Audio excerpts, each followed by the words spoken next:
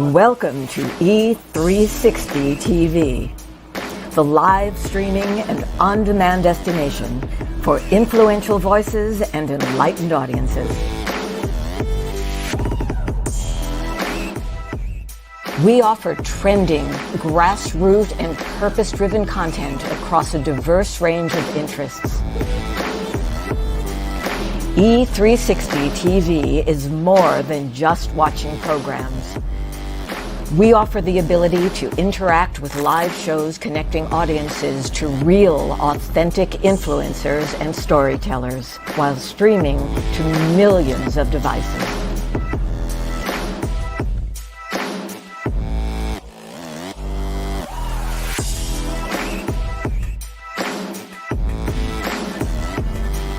Real experiences. Raw conversation. One destination for it all. E360 TV.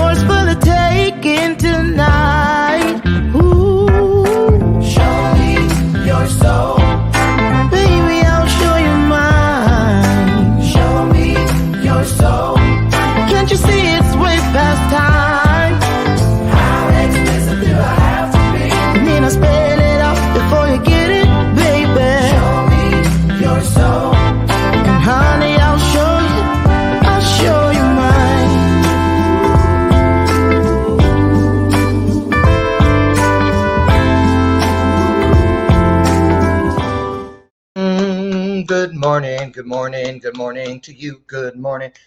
We're all in our places with sunshiny faces. This is the way we start a new day. That was the song my adoptive mom used to wake me up with every morning, and I would bury myself under the covers. Anyway, good morning, everybody, and welcome to today's installment of Bathrobe Moments. It's Monday, the 23rd of August, and we are slowly but surely working our way on down the road of 2021. Now, well, before I get into that, let me say, so happy to be here with you, and I'm glad you're here. We are here to support each other, to fulfill the promise where in two or more of us comes together, something wonderful. It might, not, should, could, would, probably will. No, it happens. It is the fulfillment of the promise that wonderful things happen when we get together and we're transparent, we're vulnerable, and we pour into each other. That's how it works. And that's what we're here for. So anyway, great weekend. It was beautiful weather here in the Chicagoland area. How are things in your neck of the woods? Got a lot done this weekend. Tons of stuff around the house. Got out in my garden, thinned it out because, you know, I didn't follow the directions on that either. You know how they say, oh, put these little bitty seeds, you know, 1.5 inches apart. I was like, they're so little. What's it going to hurt? Just poured the whole thing in there. Stuff everywhere. I had to thin it out. So, you know, I'm considering developing a new segment for the show called Don't Try This at Home. So you can learn from all the crazy things I did. You know, a couple months ago, well, no, not even that long, a month ago when we were in Charlotte, right before we left, I got impatient and didn't want to wait on the yard people to do the second fertilizing. So I thought, well, how hard can it be?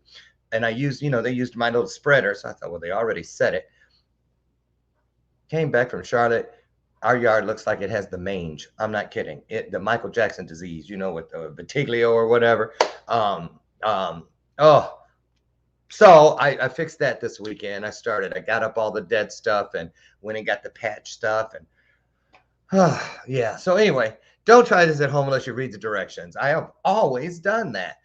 Put together a bookshelf. I'm like, why do they have 15 extra screws in here? 2 months later, the Leaning Tower of Pisa. That's right. So anyway, that's what's going on in my world. What else did we do? Oh, we went Saturday to a matinee movie. Hadn't been in a theater in well before COVID, and we went and saw the Jennifer Hudson movie, Respect, the Aretha Franklin story. And I'm telling you, I'm the first. Well, I'm probably not the first, but I'm predicting Jennifer Hudson is going to get her second Academy Award. I am not kidding you. I didn't even remember that she wasn't. You know how you watched like Tom Hanks play Forrest Gump, right? And you're like, not even thinking, look at Tom Hanks. That's Tom Hanks. That's not Forrest Gump. Same thing. I'm not kidding you. Did you see Ray when Jamie Foxx won the Oscar for portraying Ray Charles? Because he just convinced you he was Ray Charles. Mannerisms, vocal tone, same thing here with Jennifer Hudson. If you get a chance, go out and see that movie, support it. It's been on hold for over a year because of COVID. And I have to say, because she's one of our good besties here in the Chicagoland area, Jennifer Hudson, that is, from Chicago. So yay, so happy about that. The Aretha Franklin story, Respect. Respect. Find out what it means to me. And she sang all the good ones, all tore them up. And Aretha Franklin would not sign off on her official movie biopic unless Jennifer Hudson played the role. So that tells you she knew nobody could sing my stuff but her. So it's really wonderful. So there's that. At this point of the show, welcome my sidekick. This is her. This is she, Miss Lucy McGillicuddy Ricardo, because I love me some Lucy. She's here with us this morning. Mm-hmm. And I don't even remember what coffee I poured in there, something. But anyway, so today, listen, you guys, so much is happening in the world. I listened to a thing on I can't say her name too loud. She'll butt in. Alexa. Okay. She's been on hiatus because I unplugged her all over the house because Alexa started getting to the point where you didn't even have to say her name. She just butt in your conversation. I was like, girl, you're going to end up in a garage sale. You better watch yourself. So instead of doing that, I unplugged her for about 4 months. She's back. So anyway, I was listening to NPR this morning. So much going on with the troops pulling out of Afghanistan. The big thing out there right now, and put it in the comments, how do you feel about this? We're going to actually have someone on the show in the next week or two, along with our good resident physician, Dr. Mark Gomez, to talk about the vaccine booster shots. There's a lot of controversy about that. And also to talk about what's going on with all the people with the Delta strain. So many are people who have already taken the vaccine.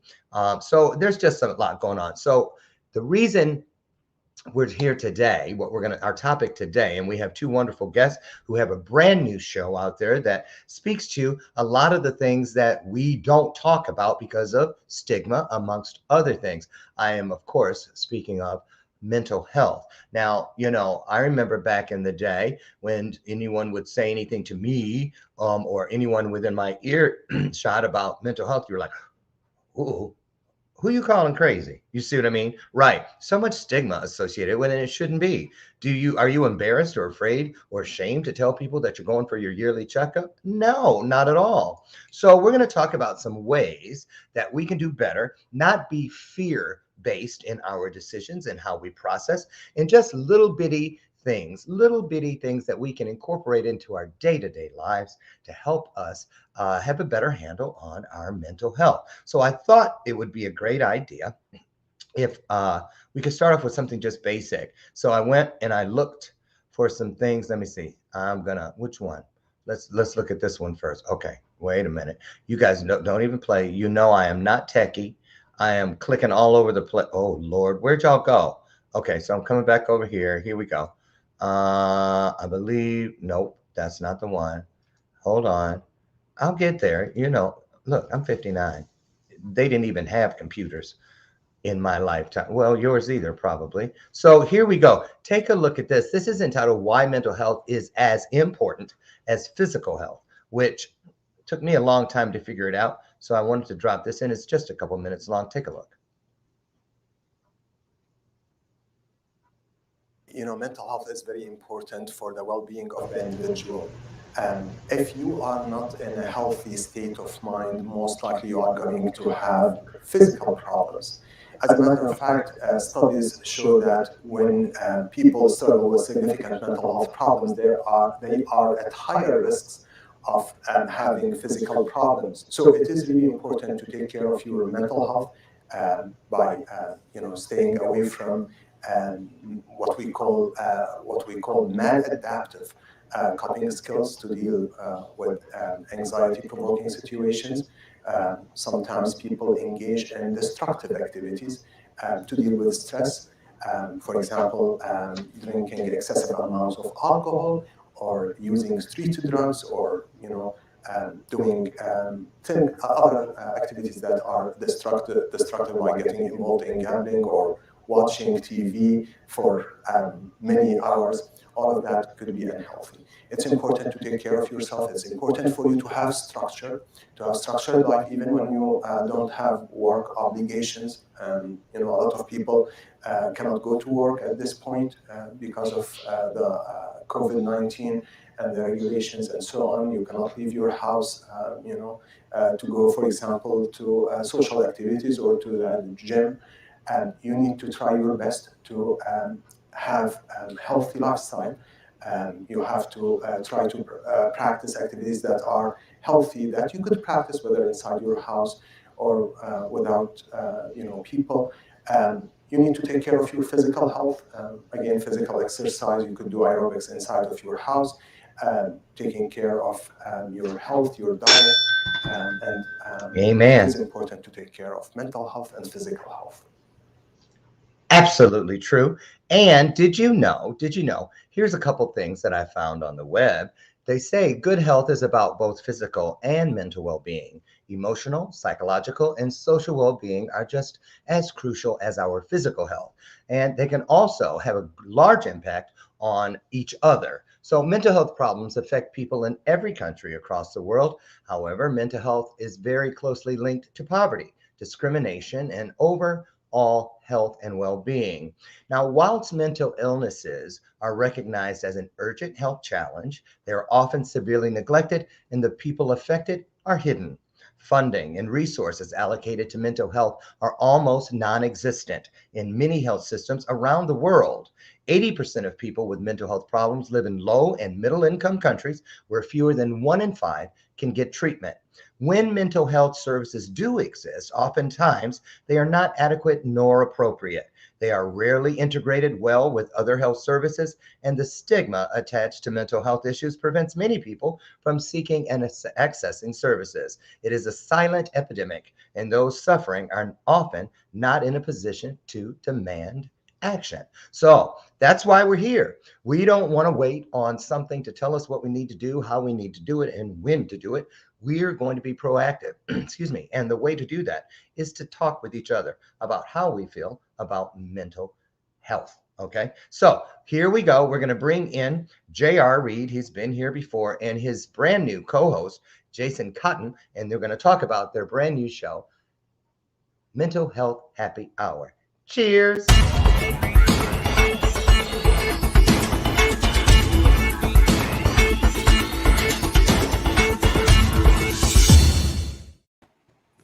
Good morning, gentlemen. Welcome to the show. How are you? Good morning.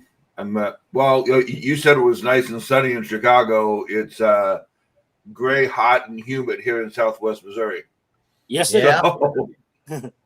So you're near the Ozarks, correct? JR? Yeah, I am.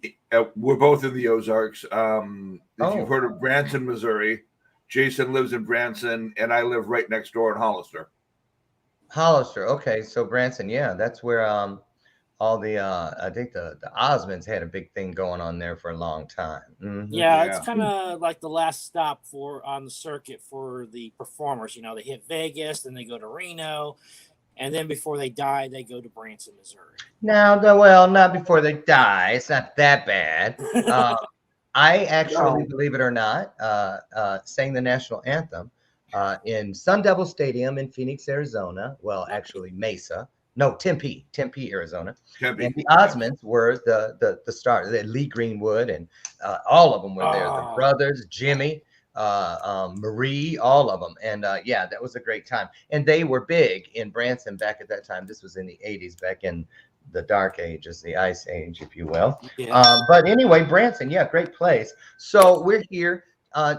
Jason, you tell us, what is it you're known as far as mental health? You have a moniker. What is that? Yeah, I'm the bipolar DM. I play Dungeons and Dragons, so DM stands for Dungeon Master. So I'm a bipolar DM. I have a show called the Bipolar DM Show where we talk about Dungeons and Dragons, indie writing, and mental illness, and kind of how all those three things intersect in my life.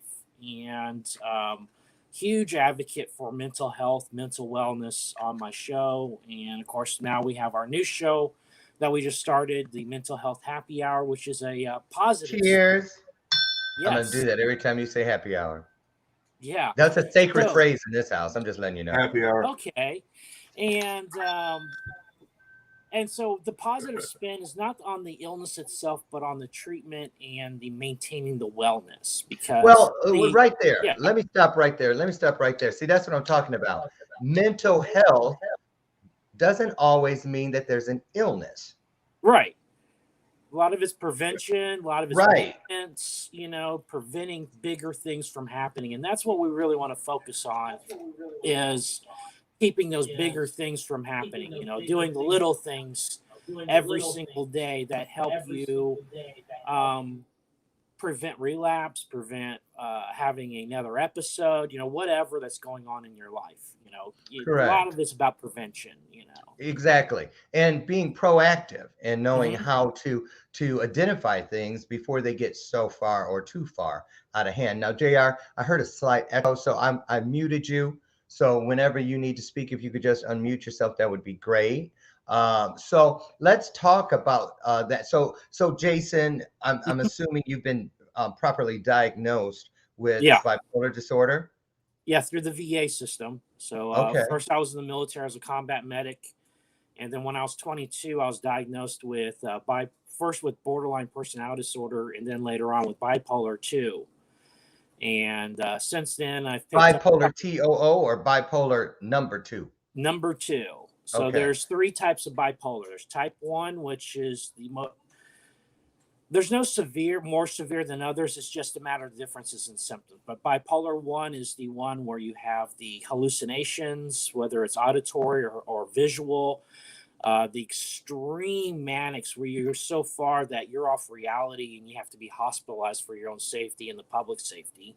And then you have bipolar 2, which is more middle of the road. We have our ups and downs, but not so severe. Not so severe. And the majority of it's the downs. And what's interesting is that they call it bipolar 2. So we are, those of us who are not in the know, myself being one of those, would think automatically that 2 is worse than 1, but it's the opposite.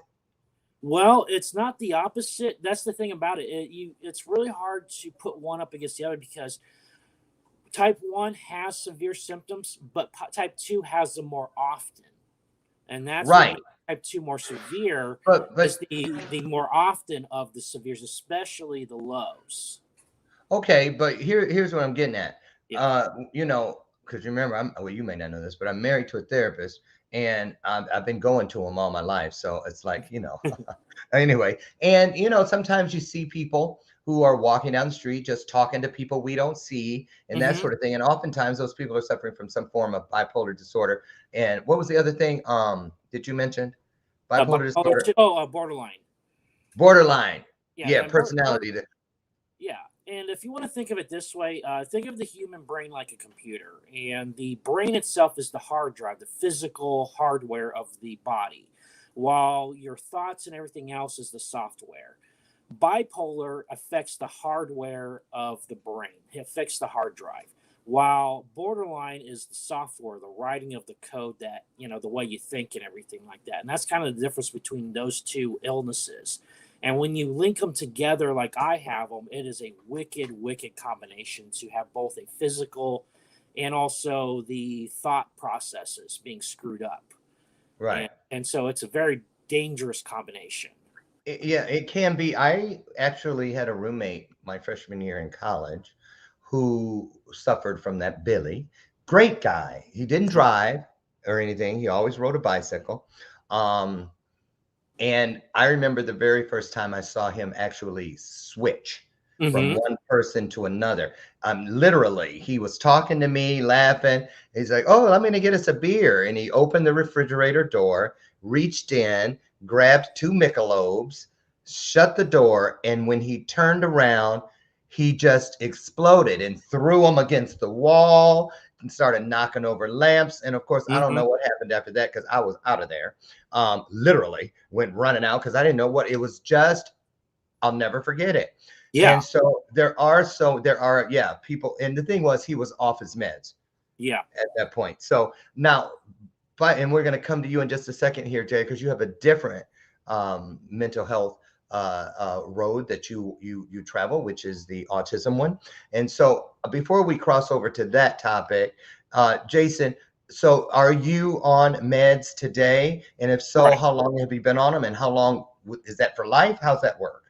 Yes, I am on meds for life. I've been on them for well over 20 years, off and on. I have been off meds. I've been on meds. Life on meds is a lot better and a lot more stable. Although it's the hardest thing about taking meds is taking them for the rest of your life. It's like, but it's also, you got to think of it like your heart, your diabetes meds, everything like that. You got to take those every single day and for your well-being. To maintain those. And so it's so important to take right dosage, right time, right route. That does mean don't take your pills and crush them up and snort them or any of that crazy stuff. And I saw people do that. Take your meds exactly as they're prescribed on the bottle. Don't do some stupid stuff like I did where you take all your meds in the morning instead of spreading them out through the day like you're supposed to, or doubling up doses and stuff like that. You don't play around with that stuff. That's really dangerous. Well, not only that, but a lot of people that screw up with that, and not, I mean, in anything, but especially things that are dealing with, our brain activity, let's say. Yeah. They still drink alcohol, right? Or there's, they'll do some recreational drug use or something like that, which those things as well, right, can topple what we're building to be better. Yes, it's a very delicate balance, the chemical makeup of the human brain, and it doesn't take very much to nudge it one way or the other. And so when you bring in self-medication such as alcohol and recreational drugs, you throw that chemistry off, and so it greatly affects your medication. Alcohol is a depressant. That is a bad combination, especially for somebody with bipolar, because like what happened with your roommate, it would flip us like a switch. We'll be going from happy-go-lucky to almost suicidal, possibly even suicidal with just heartbeats. Sure. And in Billy's case, he became violent. I mean, he didn't come after me, but I wasn't going to wait until he did. I was like, oh, yeah. I ain't playing with it. No, cray is what I thought. But then, I loved him so much as a person. I really did. He was normal when he was on his meds and everything. Just the sweetest guy ever. I could not believe that this was the same person living with two different halves, if you will. So last question before we run over to JR's side of the table. How old were you? It's actually a two-part question. How old were you when you got diagnosed, and what was life like before? What did you look like? What did a typical event, if you will, look like when Jason went bipolar on people? Well, I was 22. I was active duty in the Army, working at Walter Reed Army Medical Center in D.C. I was at ER, ambulance, and aeromedical evacuation as a combat medic. And at first, I literally thought I was losing my mind. I had no control over my emotions whatsoever. And that's what it is it control the bipolar and borderline controlled emotional parts of the brain that regulates emotion. So like with your roommate flipping the switch, it could literally be just like that, where nothing sets you off other than a thought or anything like that. And then it's a cascade effect, like setting one domino off of another. And the next thing you know, you're throwing beer bottles. And then after that, the embarrassment and the shame of your acting out, because you have no control over yourself. And so having no almost control, like a fugue state. Yeah, especially in the military, having no control over your emotions whatsoever is bad, no, and especially within the culture. When I was diagnosed, I was mixed. I had some relief knowing that there was a diagnosis for what was going on with me. Yet at the same time, from the 6, I knew I was going into the military. It was my career, my life, and I was seeing my military career being yanked away from me because of my diagnosis. What did you think? Did you think you were going crazy? What did you think was happening? I literally thought I was going insane because I did not know what was going on. I was confused. I was scared. I had no one to talk to about this because, the military community is really closed when it came to mental health at the time. I was in during the 90s, the late 90s. So we were just now coming about with recognizing PTSD more, and especially with Gulf War and stuff like that coming out of that. And so I did not have a lot of people. I did not have a good social structure to catch me when things started going off the rails. So did you feel, after finding out that what this was and putting a name to the face and a face to the name, is it safe to say you actually had this issue long before, like in your childhood?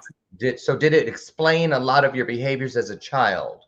Yeah, and also explain a lot of the things that happened to me as a child that fed into it as well. So it's kind of like a two-way street. So you had also the things I did acting out as coping mechanisms as a child and as a teenager, and then also the things that happened to me growing up as a military brat, moving a lot, bullying, abuse, stuff like that, that also fed into the illness. So it kind of went both ways. And then they just kind of culminated into a perfect storm one Christmas in 1999 when everything just went kablooey. So how many pills do you have to take now currently? I'm actually down to 3 medications. At the time, the VA had me on 11. 11 medications. 11 medications with 7 contraindications that could have killed me because the docs were just piling meds on. Finally, I got a really good doc. I didn't keep her very long just because the VA system moves docs around like crazy. But she got me stripped off of all these medications and got me down to 3. So I'm taking 2, 3, about 4 pills in the morning, 1 in the afternoon now, instead of taking And it's working well. And it's working a lot better because I had so much stuff in my system working against each other. So what was happening is I'd go in, talk to the doc, and say, "Doc, I'm having problems sleeping." So then he gives me this. And I go, "Doc, I'm having problems with that." And he gives me that.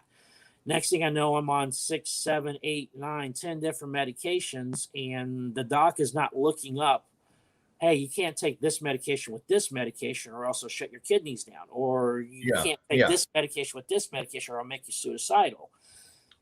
Finally, so it's the same thing with all the different side effects, and you take this to offset that, and this, and on and on and on. And next thing you know, you got a vicious cycle. It just becomes a vicious cycle of medication upon medication, and then the next thing you know, you end up in the emergency room with your liver shut down or something like that. Right.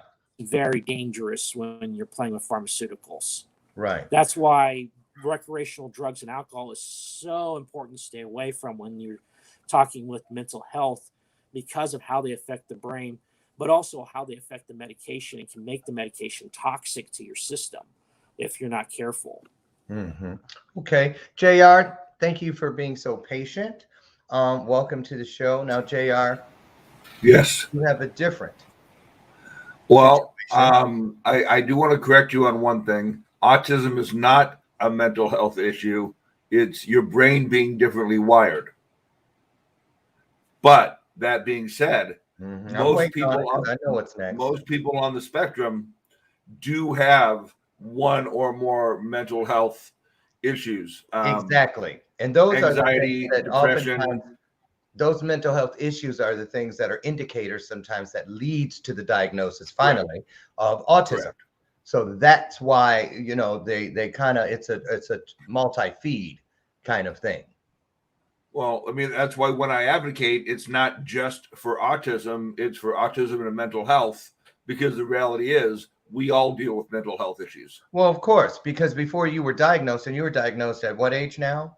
A couple months before I turned 46. 46. So during that part of your journey leading up to that age, you dealt with a lot of things that affected your mental health. Bullying, thinking you were stupid. You said you were called stupid and things like that. Talk about, by the time you got to that demarcation line where they said, here's what's going on with you, how many other layers of the mental health onion were you dealing with because you simply did not know what was actually happening with you? Well, in my 20s, I got diagnosed with depression and anxiety and ADHD. And I think that, doing the quirky things that my brain said, excuse me, that my brain said I had to do because of the autism, they just, not knowing why, just ramped up my depression and anxiety. So I think in that way, that's how it really worked. And, also personally, I don't like the term mental illness. Right. I prefer mental health issues. I do too. Because the thing about it is, well, let's talk about it. And Well, you guys, and here's why I think that. You remember, back in the day, people used to whisper, like, he's got the cancer, and I just picture some group of women or men or mixed or whatever going, he's got a mental illness, like it's big, scary, nasty, but it's not big, scary, and nasty. And when I came up with the concept for the show Mental Health Happy Hour, I wanted to look more at the positive side of mental health. This is what we can do. This is what will help us, and not just talk about all the mental illnesses, as if they were a burden. okay. So when you were a child, there were issues that people didn't know. I mean, I have ADHD, and back then all they said was he's just hyper. I got put in the hallway all the time because I'd finish my work and start entertaining everybody in the classroom. Those sorts of things. And a lot of it makes you feel as a child that something's wrong with you, which it isn't. It isn't wrong. You know what I'm saying? It just is, right? I mean, no one says that about your hay fever. No one says that about your asthma or whatever it is. It's just a kid with asthma. It's a kid with hay fever. So it's just a kid with ADHD. Big deal. Right. So let's talk about where we've come as a people. And I'm not meaning, the learned people with all the credentials and whatnot, your doctors and counselors, but just as neighbors, family members, spouses, sons and daughters. Where do you think that conversation belongs inside our personal relationships? So let's say, for instance, if you started dating someone, I don't know, Jason, what your marital or dating status is, but when you were, or someone is new in your life, how and we can each take a turn here, but how do you introduce your situation into, to get to know you? It's like a porcupine's mating. They do it very carefully, and so I'm very open about my mental illness, mental health, and so when I started dating my current girlfriend, day one, I was open about my illness, and fortunately, she was fairly educated already about mental health and the diagnosis, so she kind of already knew what she was getting into. And so it starts in the living room. It starts in the bedroom. It starts in the car. That's where the conversation starts. And it's about being open and honest in your communications, about your triggers, about your triggers meaning what sets you off, about your mood swings and stuff like that, medications and signs and symptoms. And so it's so important to be open and honest with your partner about your mental health and mental status, and also being unafraid of taking that filter off and telling people what's actually going on in your head. But how soon should in your opinion, should a person bring that in? I mean, if it's a first date, they may run for the hills because they're not educated about it. Yeah, and both me and JR have had that literally happen to us, where first date, not even the date's over, and the chick is gone for the hills because they found out that there's something wrong with us. But really, it's all on the individual that you're with. So you're going to have to really gauge it, but I always do it very early in the relationship, because you don't want to be 6 months down the road and then have an episode and then say, oh, I'm sorry, I didn't tell you this, but I have bipolar disorder, and this sometimes happens every couple months or during the winter months or every couple of years, So you don't want to be caught with your pants down later on in a relationship and then mention that, oh, by the way, I've been keeping this from you. This is one of those things where you want to bring it up early, but you also want to be smart about it. You don't want to do this like on the first date, unless the topic comes up. I always find a way of bringing the topic of mental health up about, with my past, with what I do, with my podcast. So I always work it into the conversation. And JR? Yeah. Yes, sir. Same question.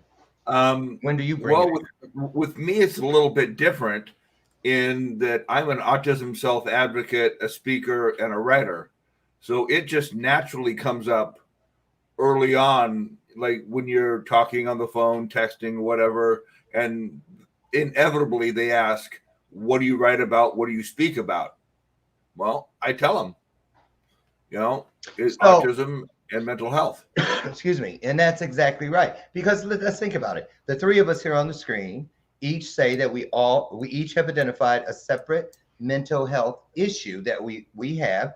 But if when we just say mental health, we're even here on the screen. But the minute we put the faces on it, it would be, in my opinion, people would be like, stay away from that Jason, as if that's the worst. Then they go, well, JR's got autism, but that's okay. And then, and Lawrence just got ADHD. You see what I'm saying? So it's like 1, 2, 3. Right. So how do we go about, how can we educate ourselves and inform ourselves, arm ourselves, if you will, so that when we meet people with these different diagnoses, that we aren't, fearful about what we don't know.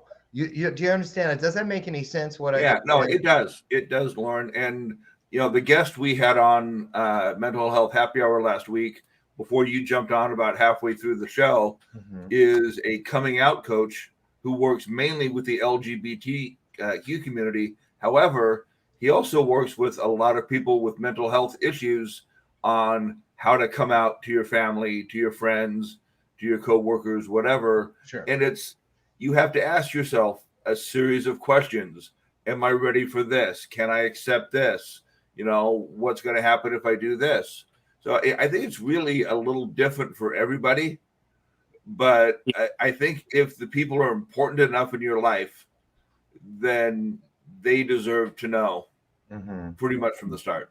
Absolutely. When we return from a brief break, we're going to get into some more things, and as far as our mental health issues and how we can all do better, hopefully pick up some resources from these two experts here today. But also, we're going to talk about the Mental Health Happy Hour. Why now and who's it for? When we return, okay? But as we go into this brief break, I'm going to show you a clip from a good friend of mine, Mark Haddis of Journey Stream, who has written a book. It is a fictional book entitled Prisoner of War. It is absolutely, well, not absolutely free, but you could get it for as little as 99 cents. So we'll talk more about that when we return. Don't go away.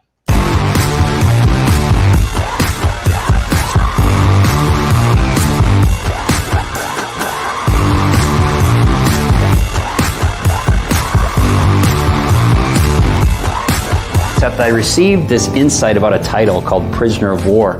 The book.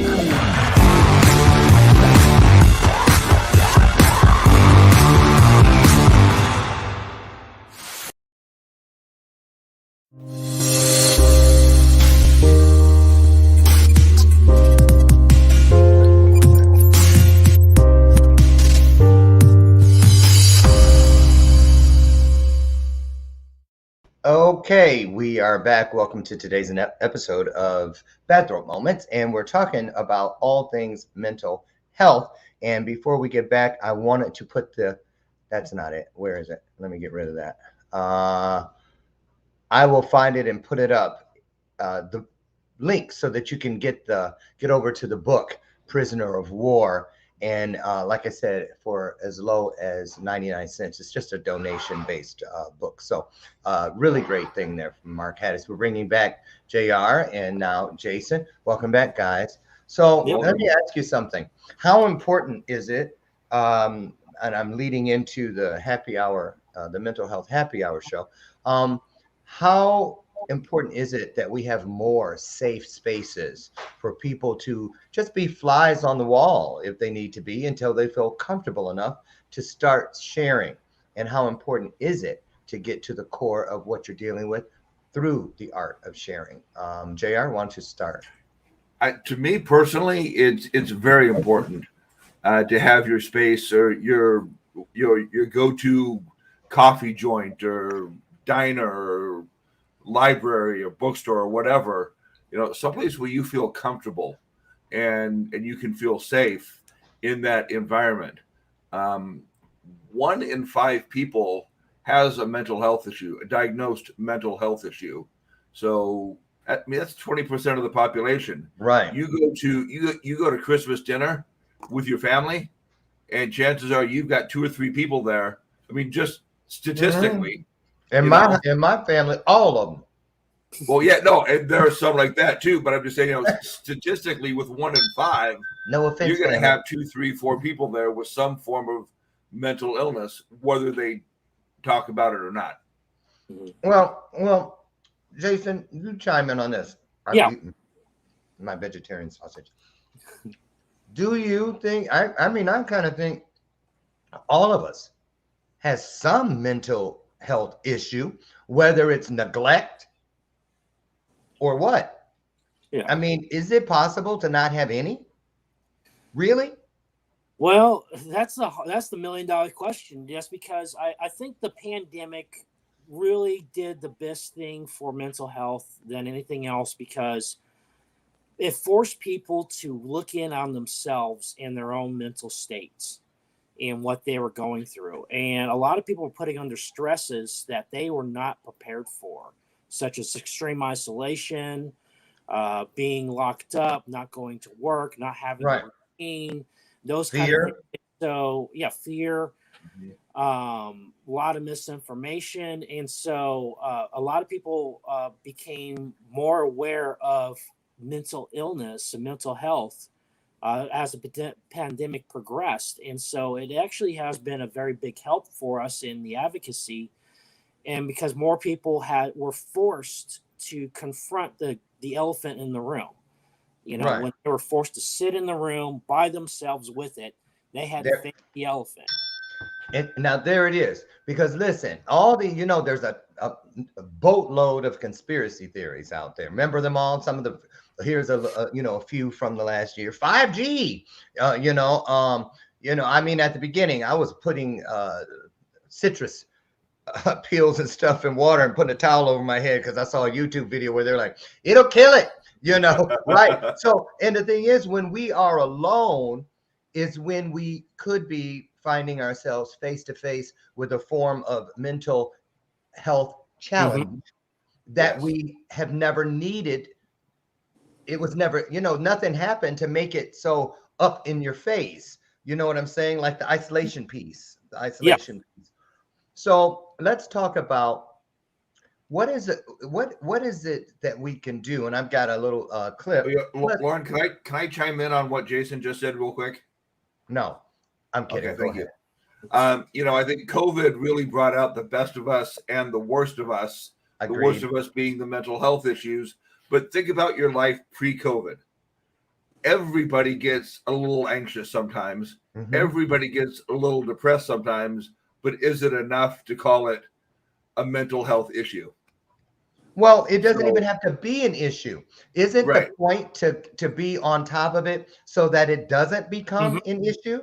I mean, it's just exactly. like when we're talking about physical, we know if we're doing something that's adverse to good health, we know, and we're not afraid to talk about that. You see somebody shoveling, 18 pounds of bacon down their throat, in the Denny's or whatever, you go, oh boy, that guy really likes bacon. But you're not like, oh, what are you doing to your heart? What about your, I mean, we may be thinking it, but we're not saying like, ooh, can I get moved over there, please? You see what I'm saying? Why is it so different? Well, even then, if you think of it back in the day, like the 50s and stuff like that, heart attacks were treated a lot differently than they were nowadays. So even medical issues like cancer, heart disease, and stuff like that, back in the day was kept in the closet, not talked about. And so it's just kind of the evolution of our society as we become more aware of ourselves, especially ourselves. That's the biggest thing. Because mental health and mental illness isolates you so much. You become like the book says, a prisoner of war. Well, unfortunately, the war is in your own mind.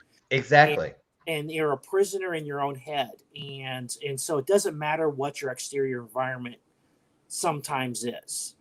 Obviously it influences you positive and negative, but being trapped in your own head, in your apartment, in your house, by yourself with nobody else to talk to except your own thoughts, it becomes a very vicious cycle. And so, yes, prevention, staying on top of it, keeping yourself from being isolated, getting a routine, staying on meds, exercise, diet, all those things all together as a whole, if you want to think of it as a wholeness, is important. And this is just one piece of that puzzle for overall health wellness.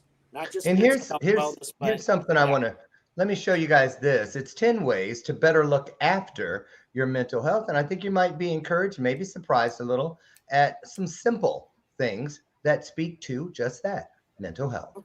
Talking about your feelings. It can really help to talk about your feelings, and being listened to by somebody else can really validate your feelings and help you to feel better. Eating well. What you eat can affect how you feel, so you have to ensure you get a balanced and healthy diet. Stay in touch.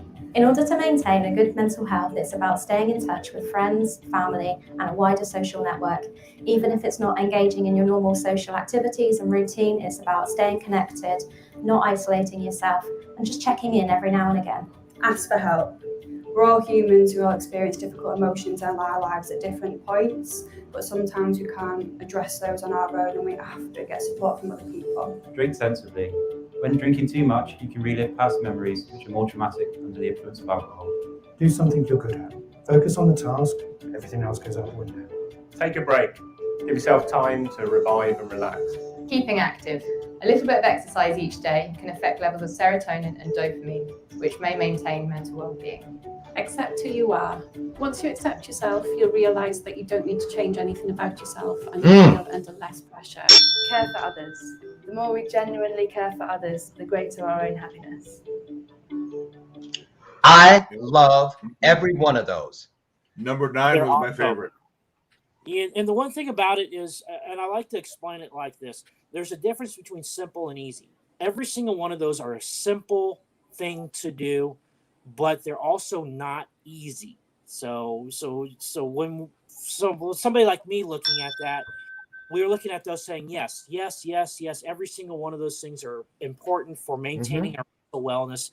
However, when I look at them, though, at the same time, like reaching out to other people, talking about your feelings and stuff like that, I'm looking at Mount Everest. You are? Yeah, I'm looking at Mount Everest trying to reach out and do those things because it's not, while they're simple, they're not easy. It's very hard to put yourself out there and tell people about how you feel and what's going on in you, especially when you don't know how they're going to respond to it. Well, or but if I don't think we necessarily have to throw ourselves under the bus to have the conversation. No. I mean, I can call up JR and say, hey, JR, I just read this thing about blah, blah, blah. What do you think? And it could have everything to do with me, but I don't have to throw myself under the bus to see. I think it's kind of like dipping your toes in the water. Yeah. You know? Yeah. Right? Yeah, totally. And but like I said, though, there's a difference between simple and easy. You know, they're very simple things to do, but for some people they're not easy. But that doesn't mean you can't do them. It just means you need to recognize that you're going to have some obstacles personally in your way to overcome some of those. Well, sure. Do those.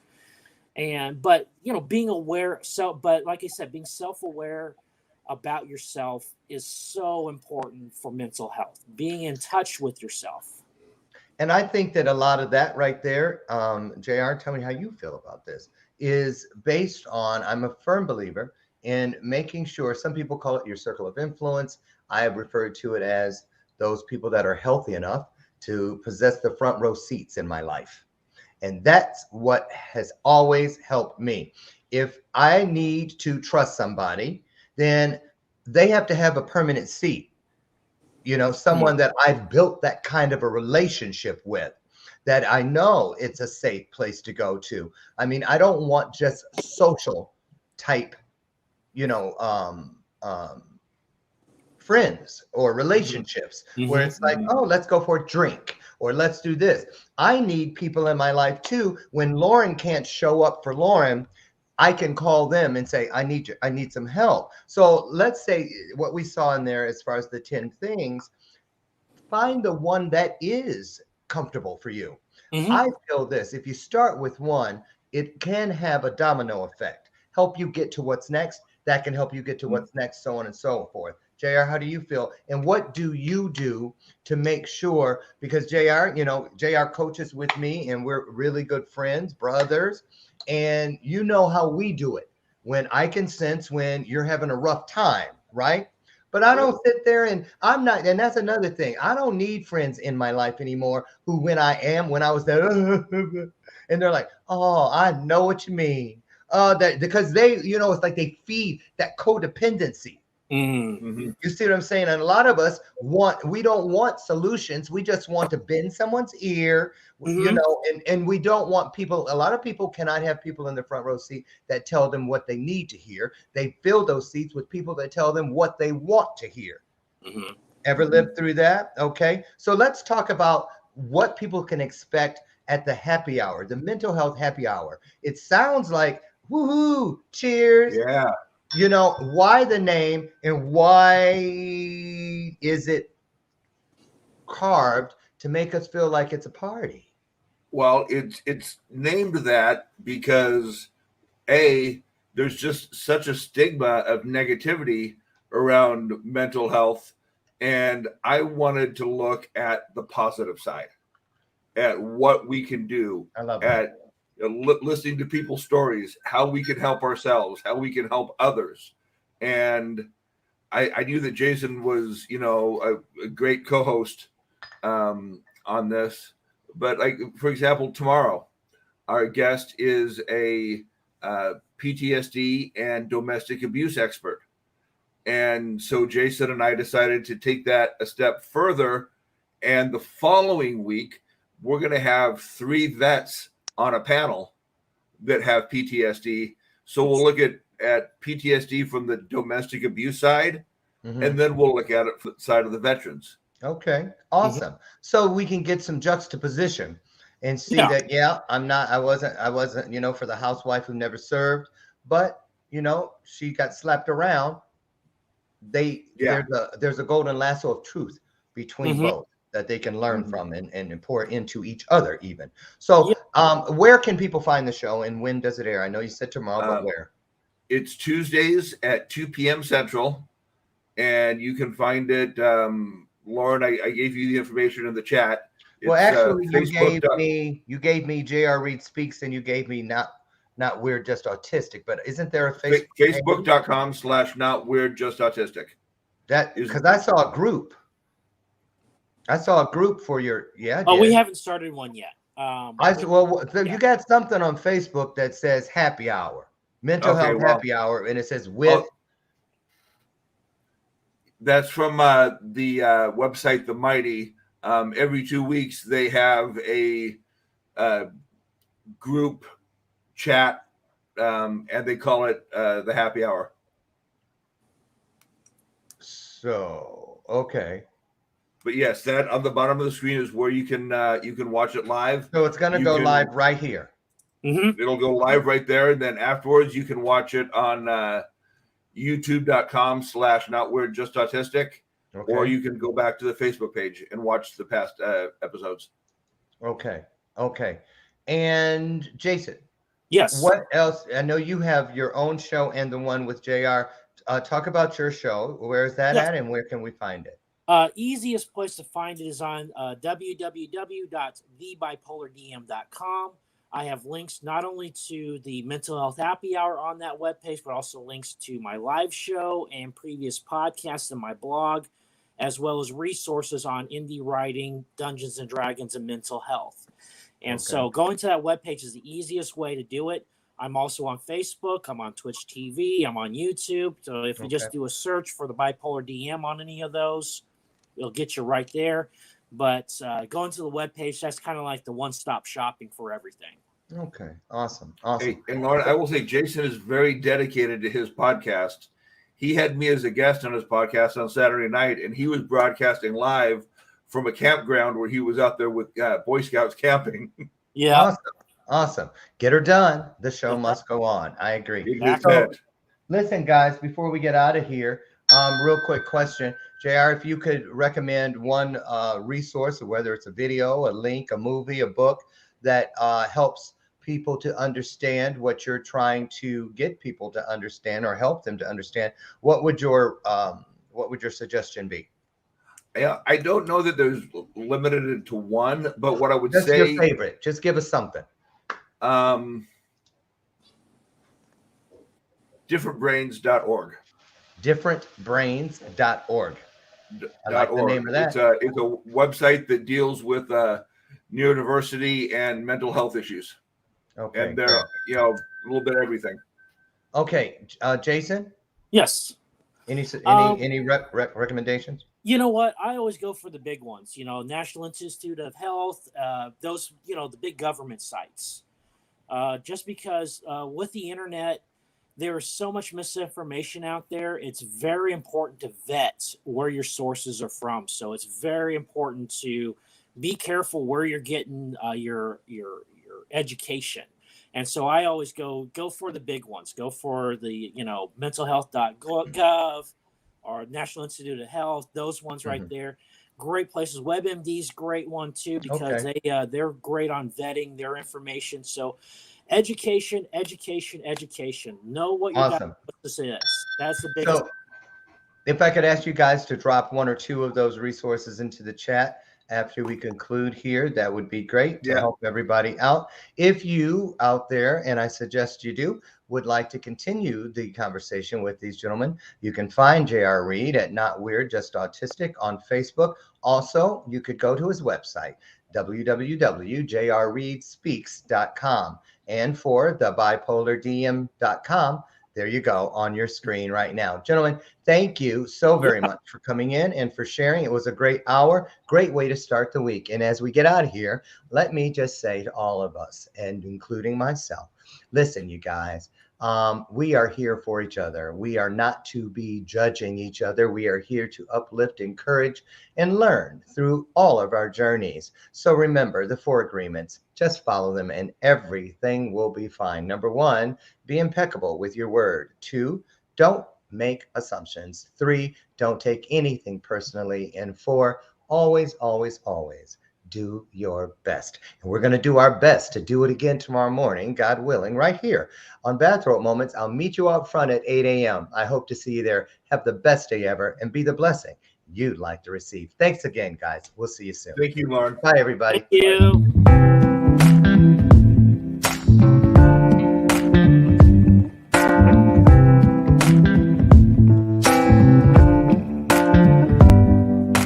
Show me your soul. Baby, I'll show you mine. Show me your soul. Honey, it's way past time. How expensive do I have to be? Need I spell it out before you get it, baby? Show me your soul. And honey, I'll show you mine. I'll show you mine.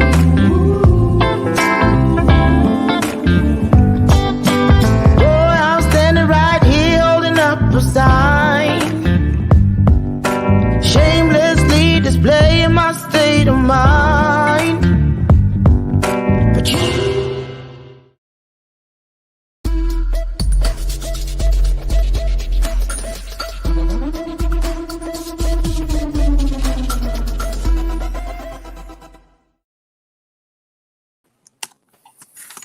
Okay, you guys dropped them in the private chat. If you could drop the mighty.com and differentbrains.org into the comments. Comments, no problem. Yeah, so that You they got can it. click on it and go over. That would be great. You got it. Okay. All Yeah, right. I have some resources for you myself. So I'll one of them is great. Is BP Hope is a great one. So I'll find the website for that and get that to you.